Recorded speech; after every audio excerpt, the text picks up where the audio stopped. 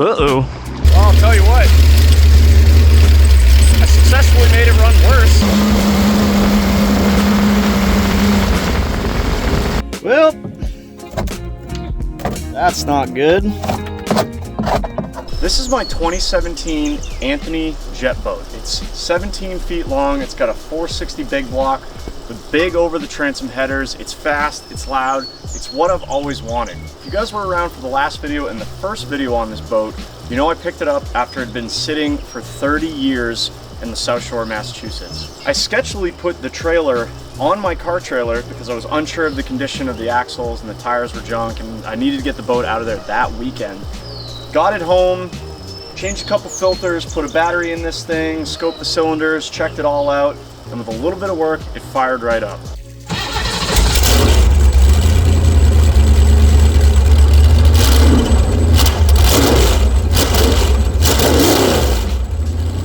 At this point, it was mid-October and the lake was getting cold fast, but I did want to get it out on the water, so we took it out, did a few laps around the bay.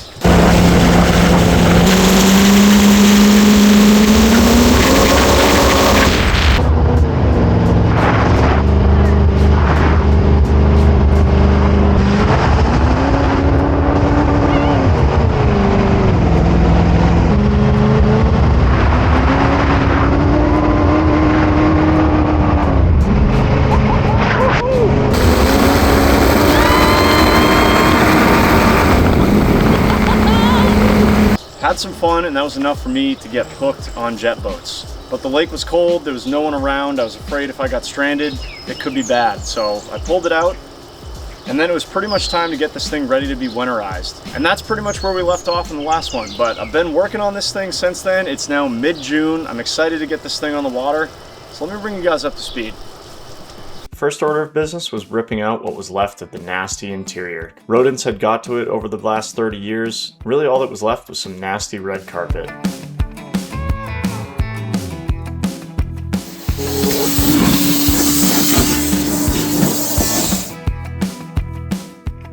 Then it was time to get that 460 big block winterized and ready for storage.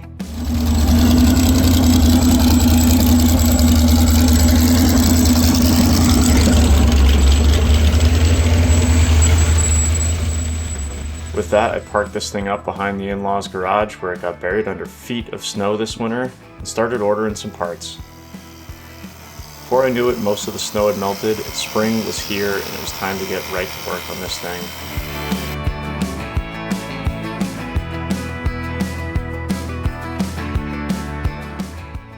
My father-in-law and I cut the shrink wrap off the boat.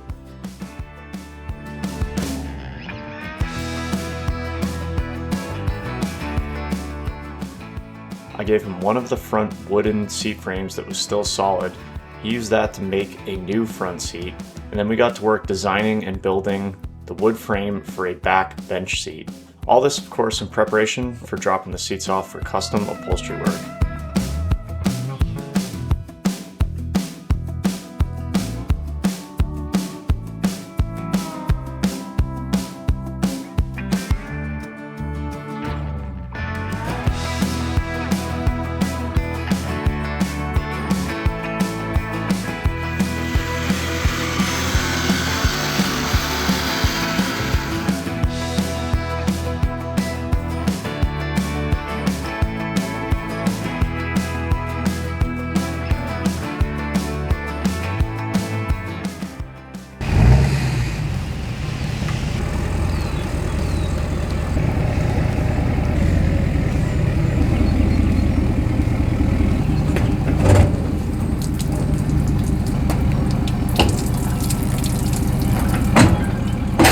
With the bases together, I brought the boat home to finish up the rest of the work.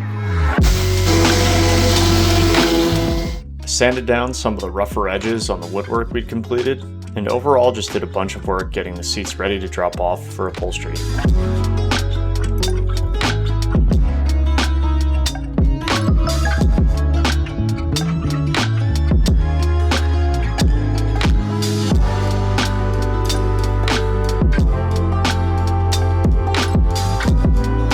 Also decided to start removing the nasty vinyl trim upholstery work that had been done around the perimeter of the cockpit.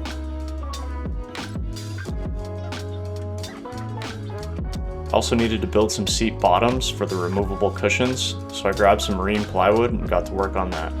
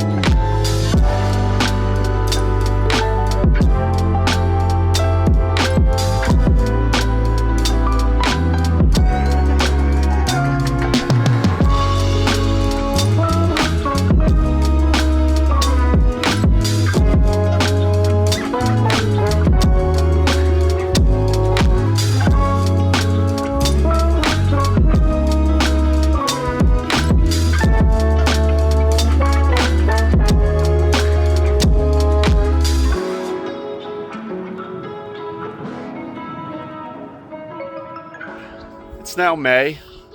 I just got the call that the custom seats are done. The upholstery guy finished up with them. They look absolutely incredible. Now, if it didn't already, especially because I'm starting to take off this, whatever this junk was. The rest of the boat is going to look like crap compared to these things. Can't wait till you guys see them. Let's go get them. Man, this truck is disgusting. Need to wash this thing too. Not enough time in the day, man.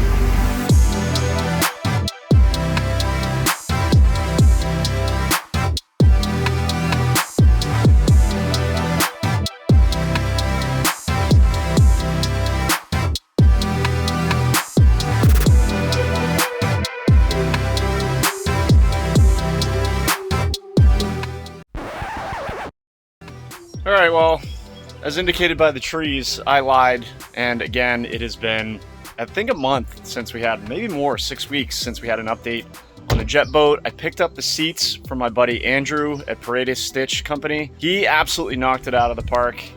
We went through a couple ideas. He obviously did the custom diamond stitching and piping and the colors and all that, just absolutely killed it. The seats are now way nicer than the boat. We'll get into those a little bit more, but we got a lot of work to do before those are ready to go into the boat. Also, since I last really checked in with you guys, I've ordered more money in parts for this thing than I paid for the entire boat. Almost double, actually. So we are tons of money into this thing, and it looks worse than when I started. But I've been busy with the CTSV, with my 1969 Camaro, with the Corvette, with the Lightning that is covered in pollen and desperately needs a wash, and then, of course, the Super Duty over there as well. But I'm finally ready to devote some time to the boat, which I should have done this winter because now it's hot and I want to use it. But that's the way it goes sometimes. But you guys have not missed much. I brought you guys up to speed with the narration, but here is exactly where we are at. A couple parts that I've ordered over the winter. Here's a carb rebuild kit just in case we need it. We got another oil filter there. Got some carpeting for the bunks. Bunch of fiberglass stuff there. I'll get into that in a second. Motor, 460 Ford, which has allegedly only a few hours on it, as we verified in the last video with the 30 thousandths over pistons. Has not been touched since I just fired it up to winterize it in the fall. Got some new marine carpet here, which will go in before the seats go in. So we've got a lot of work to do here. Got a little bit of my afternoon iced coffee left. And to help keep me organized, I've put together a little bit of a list here of things that we need to get going before we can hopefully get on the water tomorrow. There's a whole bunch of them here, but I kind of numbered them as to where we need to start. The first one is an ignition switch. If you guys remember last time we had this boat out, the ignition switch just like slips.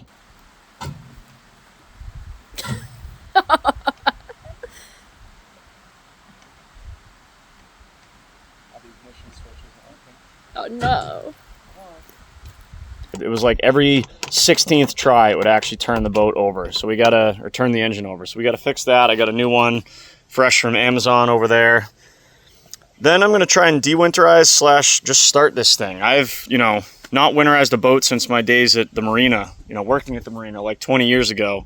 And I've never done a jet boat before. So there's water injected headers, there's the jet pump itself, there's all this stuff. I basically filled it as much as I could with marine antifreeze, and hopefully that's good. But basically, I want to do that. Number two, because if I winterize it wrong and the block is cracked or something, that's going to shut us down right now, and there's no sense in really doing anything else for this weekend. Then I think I got another new fuel filter for this thing. I replaced this fuel filter in the fall when we took this thing out for a brief moment, but it's, you know, there's some junk in the lines and whatnot from sitting for the better part of 30 years, so I got another one. And then even though the oil looks brand new, I've had a ton of these FL1As sitting on the shelf, so I figured we could probably replace that as well. So let's get this thing hopefully started, see if we're dead in the water before we even start, and then we can get into some of the other stuff I've noticed that this boat might need before we get going on the interior.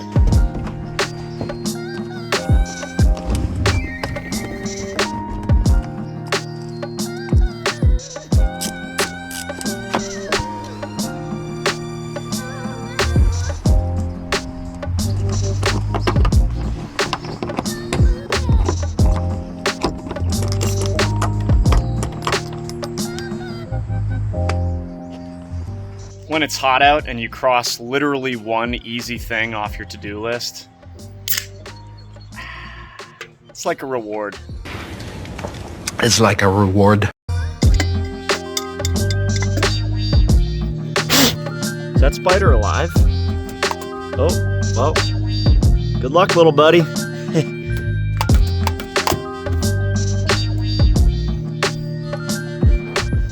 You know, I was just down here closing up the drain plugs on the block, which are right next to the freeze plugs, right there. And I don't know if I noticed this before, but check out this like serial tag. The engine connection, it's got a serial number. I wonder if those guys are still around. But, you know, as if we needed any more of it. Further proof that this thing was rebuilt at one point. Anyways, I'm gonna close that up, run some water through here, make sure we don't have any huge cracks in the block. Maybe flush a little bit of the antifreeze out, and then we can hook up our battery, hook up our temporary boat tank, and see if we can get this thing to light off. All right, water's running clean. I don't see it leaking out of any of the freeze plugs or anywhere else, so I think we might be good. Let's shut these down. Can hook back up our water injected Bassett headers. I guess I gotta get some hose clamps for those, but I'll put this back on. Hook the battery up, squirt some fuel down there, see if this thing lights off.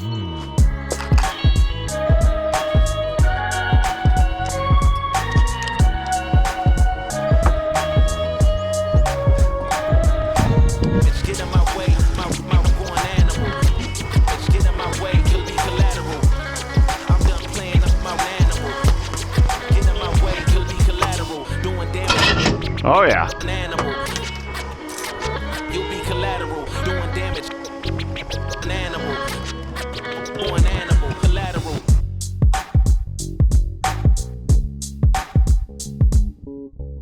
Little two-stroke oil mixed with 93 octane.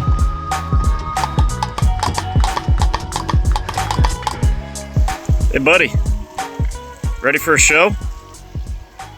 See this thing?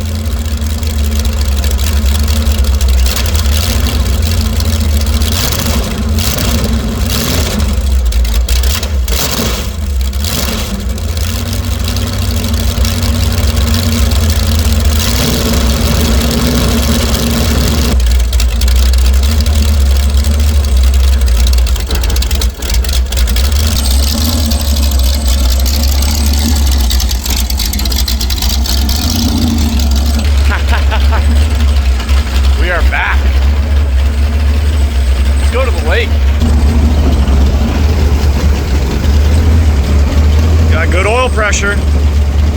Tack still works. All right.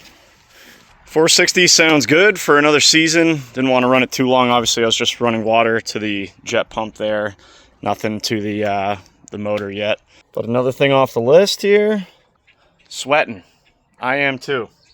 Honestly, at this point, it is kind of late in the day already. I'd like to get headed north towards the lake, so I think I'm gonna pack up as many tools as I think I'm gonna need to hopefully, in some way, shape, or form, get on the water this weekend. It's not as far as I want it to be. I was hoping to have the complete interior in and hopefully be in good shape to keep the build going on this boat, but I'll explain a little bit more why I'm not doing that quite yet, and we'll see how far we get in the next day or so. But I'm gonna pack a bunch of stuff up. We'll hook up to the Super Duty. Hopefully this old trailer with a Massachusetts registration from 2008 makes it, and I'll see you guys up there, and we'll keep knocking away at this list.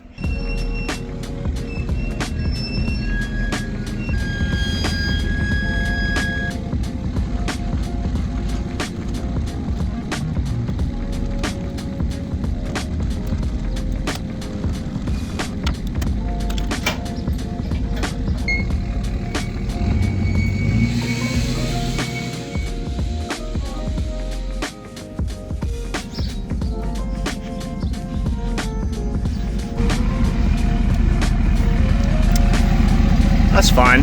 Don't worry about that.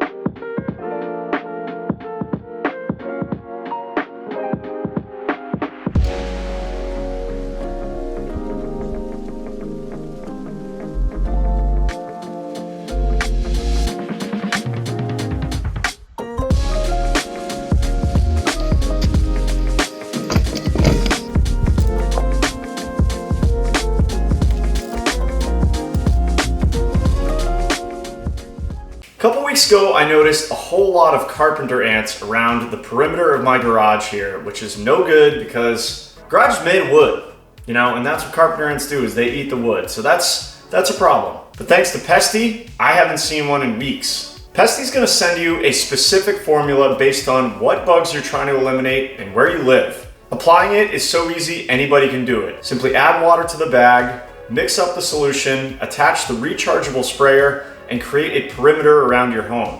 I actually went around the garage twice just because I had some extra, and I haven't seen a single carpenter ant since. That's probably because Pesty uses the same stuff that the pros use at a fraction of the price. Pro grade stuff sent right to your door, easily mix it up, apply it, you're done. That's a professional barrier against all types of bugs. Real important to me, Pesty is kid and pet friendly, so you know that what you're putting down is not gonna be a danger to your family.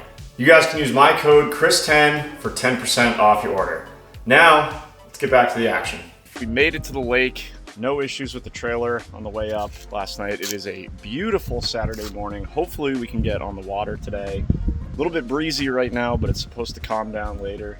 We might be in good shape. Got right to work this morning. Got the carb blown off of this thing. If you guys remember in the first video, I did like clean out the bowls and stuff and tried to make sure that this thing was clean. It seemed it was, but when we drove it on the water, it seemed like it had like a pop or a hesitation. So I figured it'd be worth going through. So I reached out to my friends at Holly, who are the original manufacturer of this. I think this is a 750 double pumper. I've said this 100 times, really don't know anything about carbs, but got a rebuild kit from them so that hopefully we can get this carb acting right and make sure that we don't have any fueling issues. Again, I'm gonna do my best. I'm more of a fuel injection kind of guy, but I think that if I just leave most stuff alone and then replace the parts that look like they're worn out, like power valves probably could be an issue, we should be okay.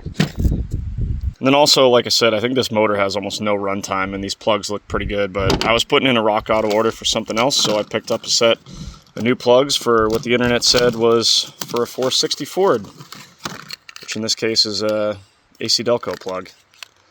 Pretty sure I forgot my spark plug gapping tool, so unless my father-in-law has one in the garage here, which is very doubtful, we're just gonna run them right out of the box. But yeah, so new plugs, carb rebuilds, we'll get a new fuel filter in there. Hopefully we'll have a decent running boat. I mean, it was running decent already, but always room for improvement, right? Whew, it's hot already. Let's get to work.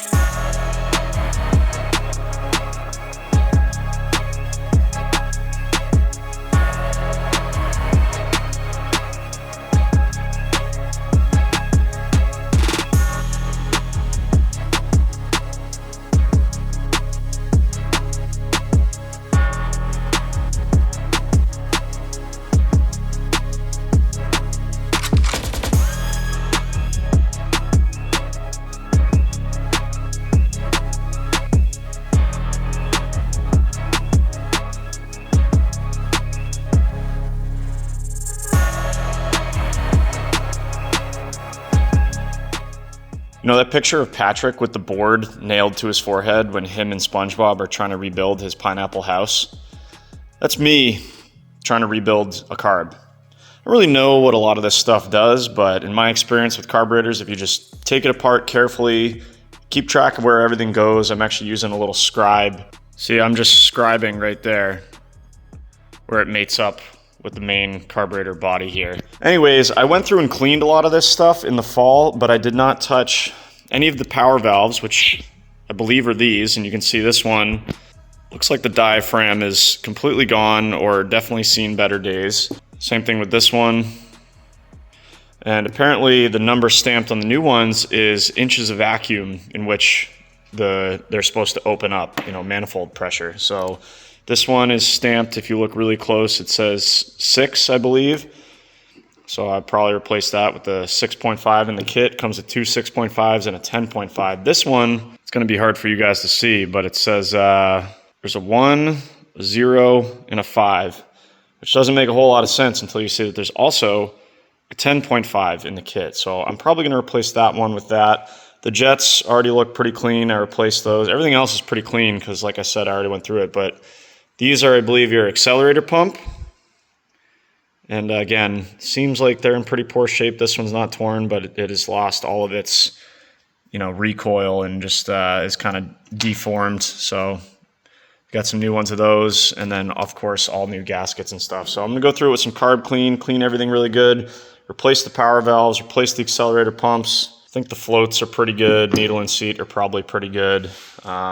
That's probably pretty much it. I think that's about as deep as I'm gonna go. We're just gonna clean everything really good, get it all back together, throw some new plugs in this thing, and hopefully it doesn't run worse. We'll find out.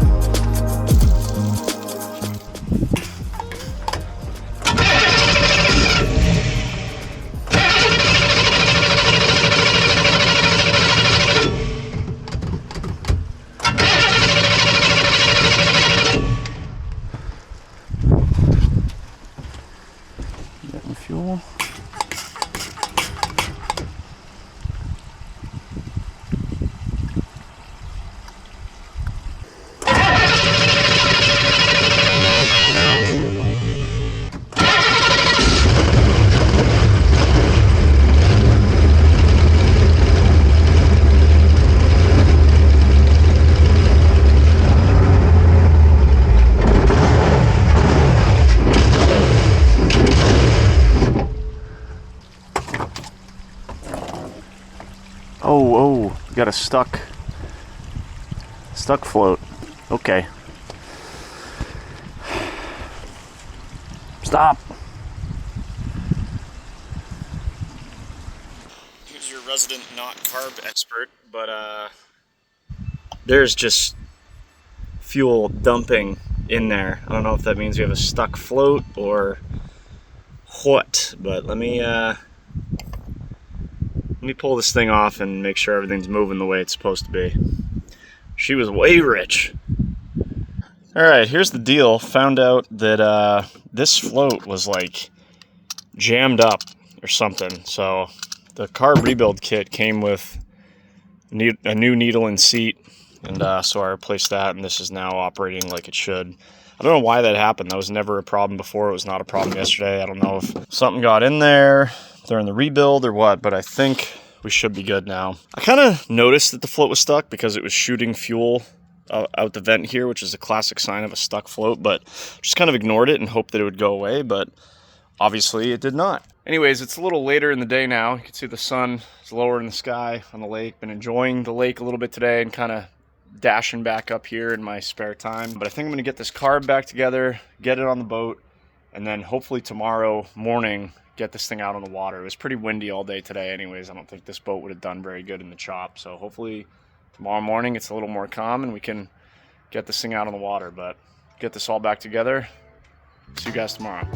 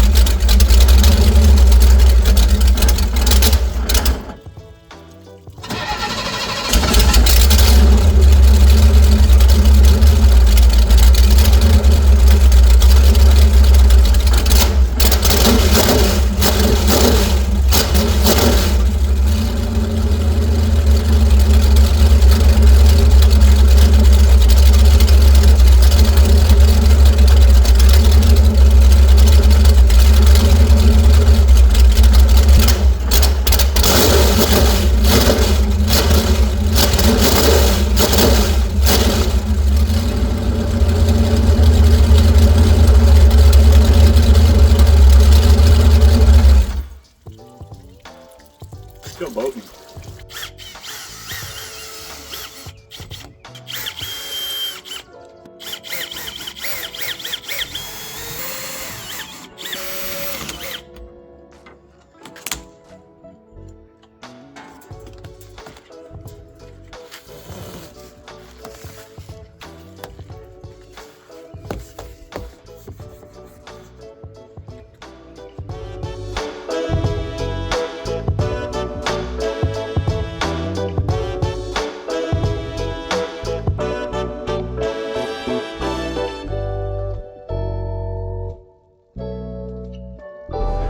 All right, let's see if I can do this by myself.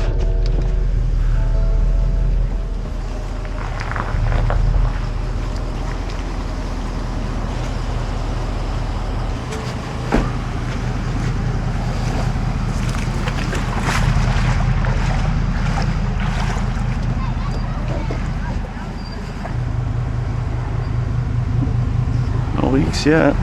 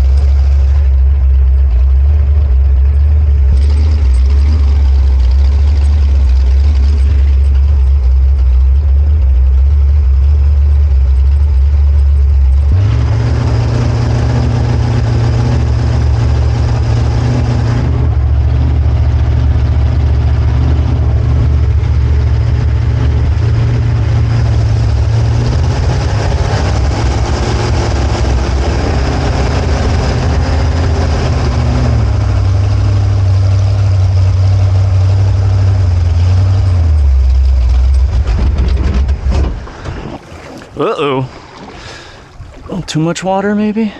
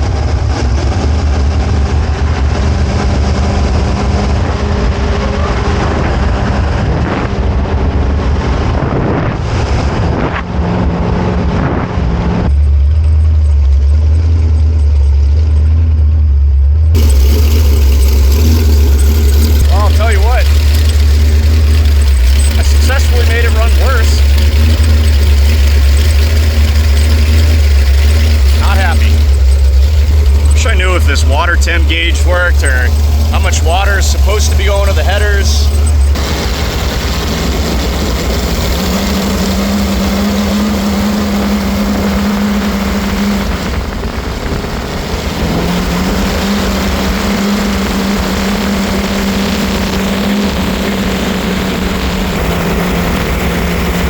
I think definitely it's going to be quick when it does run, right?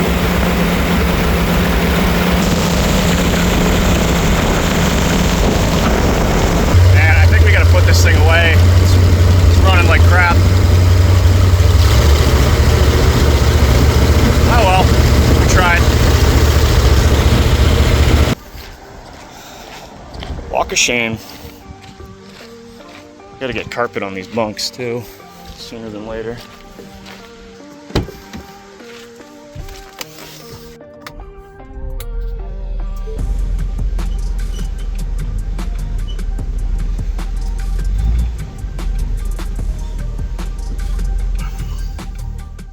Chris Sullivan here, your local carb specialist.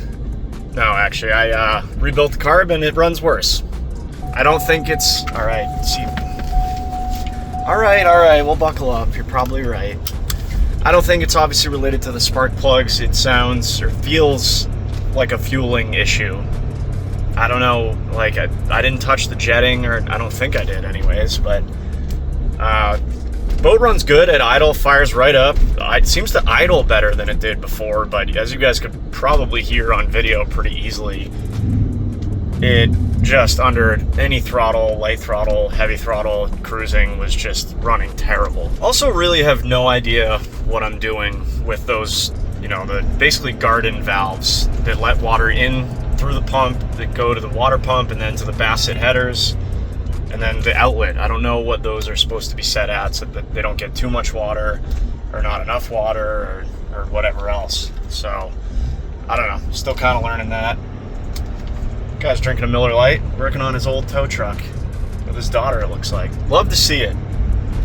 I could go for a Miller Lite right now. That's probably what I'm going to do, is go get in a boat that does work and ponder this a little bit. But at least we got it back out on the water. We didn't sink, we didn't get stranded, so that's twice this thing, knock on wood, has not left me stranded. But maybe I'll poke around the carb a little bit more, see if I can figure out what's going on, and then we'll get it back home and we'll talk about what's going on with the interior. Seat felt good, just kind of plop that thing in there, so there's a plus. $3,000 set of seats in a boat that doesn't run right. You guys know what BOAT stands for? Break out another 1,000.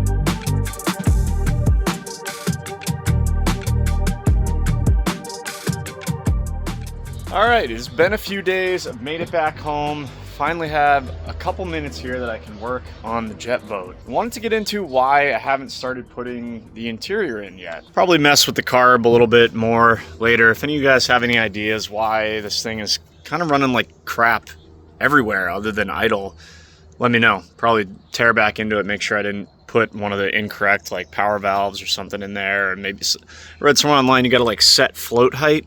So I replaced one of those floats and didn't do anything as far as measuring that. So maybe that has something to do with it. I mean, I don't think I would have fouled 8 brand new plugs just when that float got stuck or whatever. So I don't think it's ignition related. I think it's somewhere in here, but we'll see. Anyways, so when I tore the carpet up out of this thing last fall, I noticed this. So this is a stringer. There's one on each side. This is what's called a full stringer boat, and as the name implies, it means the stringer runs from the back, the transom, basically all the way up to the bow there. And this is what gives the hull a lot of its strength. Is this is like a 2x6 basically, and that is bonded to the fiberglass hull, and then basically you laid over with fiberglass sheets all the way around. So it basically becomes like part of the hull. And obviously, when I bought the boat, the carpet came back to here, and I probably should have pulled some of it back to check, because the stringers all, look and sound solid back to here. And they, to be fair, they do look and sound pretty solid here too, but I didn't notice this until I pulled the carpet up in the fall. And this is basically the subfloor here has like delaminated, or where the stringer is laid up to the wooden subfloor right here is delaminated. So I believe the stringer, I mean, this feels solid, is still laid into the hull fine, but it's delaminated from the floor here. And I don't know if it's because the floor itself or whatever's under there is rotten or something else. But you can see, hopefully you guys can see that on camera, but when I push my foot down, the same thing is kind of happening over here. It's like this is bubbled up, and then the floor is kind of sinking down. So what does that mean? Well, could mean a couple things. There's a good case scenario here, and there's a worst case scenario. Best case scenario is, everything under here is solid, and I just need to basically re-glass the stringer to the floor here. But the fact that it's doing this, it still feels solid. I don't see any rot, but I don't really know what's going on under here. Worst case scenario is the stringer is also rotten, and that means all of this needs to come out. Motor needs to come out, stringers need to be cut out, new ones cut, and then laid back in, and then the whole thing needs to be refiberglassed in. That's a huge job, and kind of a common problem with jet boats is stringer rot. You can see that, over the years, various interior seats coming in and out of this thing, someone just used screws to drill holes into the top, which is not ideal, because that's obviously a potential entry point for moisture or, carpenter ants, which I have seen in this boat. So here's what I'm going to do. I'm going to do a little test spot. I think I'm going to cut like right here, my multi-tool, just peel this back, because if we need to repair this correctly anyways, all of this basically needs to be cut out and then re-fiberglassed. And I'm going to see what the stringer looks like. I'll probably do a same little test section on this side.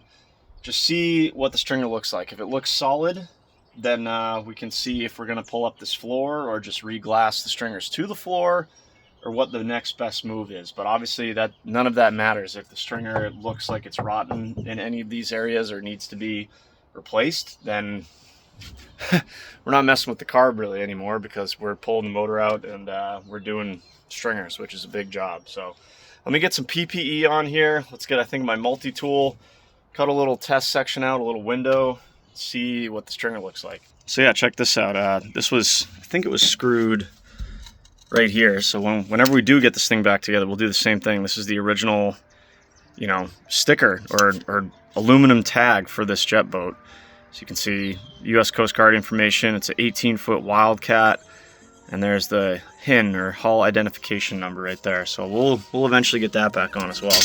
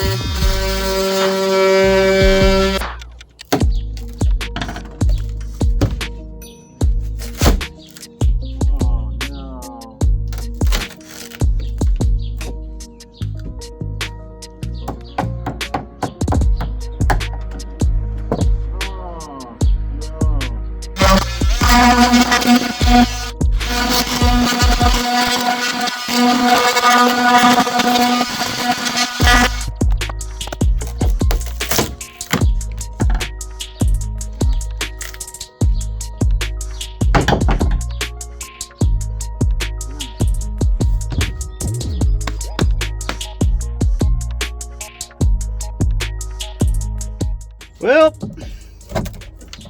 that's not good. Straight through to fiberglass on the other side.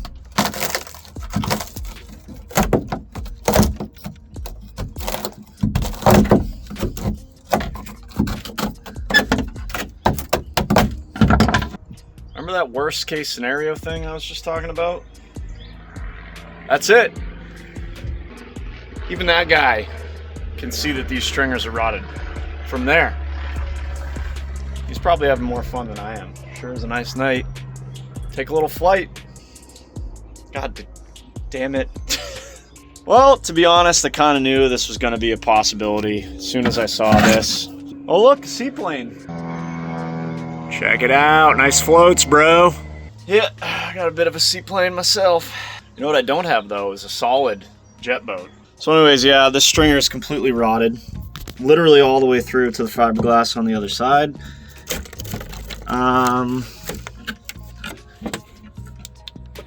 May or may not still be bonded to the floor, providing a little bit of strength. I don't know. Doesn't really matter, because this whole thing needs to come out now. And I think I know why. I was just kind of poking around up here, seeing how much this is gonna suck. See where the stringer ends, right about there, and you can see some of this foam that they stuff up there to, I guess, prevent these things from sinking, which has probably been up there for the better part of 50 years. And now I know why. I've seen so many carpenter ants in this thing, which I never had a good feeling about, for obvious reasons. Obviously, if you're doing one stringer, it would kind of be dumb not to do both. The right side one looks a lot better, but it's definitely wet. Like, this would probably be passable, solid, but again, it's wet, which means it's probably not too far behind this, especially if we got ants up there. And that's just one section, but you can see here, I guess a little bit better now what's happening there. So we're done here. So I guess the way the carb is running right now doesn't really matter so much. Although, to be totally honest, I might try and tune it a little bit and just, you know, poke around the lake this weekend. We're not going to be doing 100 miles an hour or hitting big waves or anything like that, but man, it'd be great to get this thing running good. So carb guys, let me know. Let's see if we can get at least one victory on this thing. But yeah, guys, the way it's looking right now, we're doing stringers. which is a huge project and a big bummer, but that is why I didn't want to put the interior in yet. There's no way I wanted to put brand new carpet and brand new expensive seats if I didn't know the condition of those, which when I saw the delamination there, I didn't really have a good feeling about. And you know, that's the way it goes with a 50-year-old $6,000 boat. Stuff like this, especially when it sat outside for 30 years with a cover that leaked. Like I said, I kind of knew it was going to have some issues, but there's literally next to none of these for sale in the East Coast, especially the Northeast. There's like zero. So when I found one that I liked the paint scheme and the hull was in good shape, and it came with a brand new 460 Ford big block, I mean, I basically got the hull for free. The motor's probably worth, you know, $3, $4, $5 grand. The jet pump was just rebuilt. That's worth, I don't know, $1,000 maybe. You know, it's a Panther. It's not really the most desirable one. Point is, I knew it was going to be a project, but that's what this YouTube channel is all about, is fixing stuff up. Hopefully we can get this thing back to where it needs to be. But like I said, in order to do stringers, motor has to come out. This 460 is coming out, and I'll tell you right now, it is not going back in. So if any of you guys are looking for a bolt-in, ready-to-go 460 Marine jet boat big block with these beautiful $2,000 Bassett over the transom water-injected headers, let me know. I'm about an hour north of Boston. What will be going in is right here on the engine stand. And what I'll tell you right now is it's basically the same motor that's in my 1100 horsepower twin turbo C6 Z06. We're taking the motor out. We're not messing around. We're gonna make some big power. Also, forgot to mention, I started taking off this like riveted on rail and this ugly vinyl, whatever this thing is. Looks like the gel coat underneath is in decent shape. There's some yellowing there, but I did a little test spot here with a, you know, cutting pad. I think that I can get most of that to come out once I get all the adhesive and all this crap off. But obviously wanted to check this out first, and unfortunately the news is not good.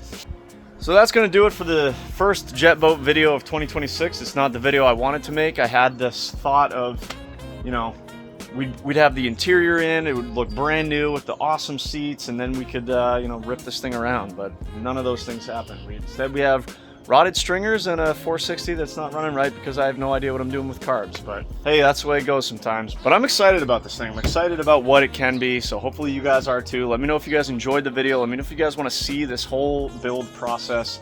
Hopefully get this boat into like the 100-mile-an-hour club. Would be so sick. So thank you guys for watching. If you enjoyed it, give it a thumbs up. Be sure to subscribe if you haven't already. Catch you guys in the next one.